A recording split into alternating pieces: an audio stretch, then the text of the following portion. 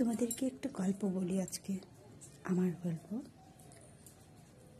আমি একজনকে ভালোবেসেছিলাম, না দেখে না শুনে, শুধু কানে শুনেছি, যখন সত্যিকারে চোখে দেখিনি।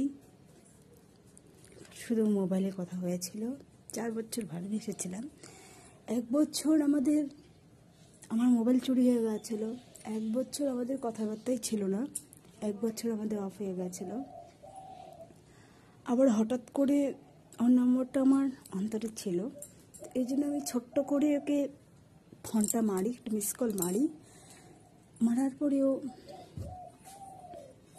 পরেও আমাকে রিটার্ন কল করে আমাকে জিজ্ঞাসা করে, কী হয়েছিল তোমার, তুমি কেন ফোন করে দিয়েছিলে। তারপরে আমি বললাম যে আমার মোবাইল চুরি হয়ে গেছিলো, এই জন্য তোর সাথে কন্ট্যাক্ট করতে পারিনি, কেমন আছো।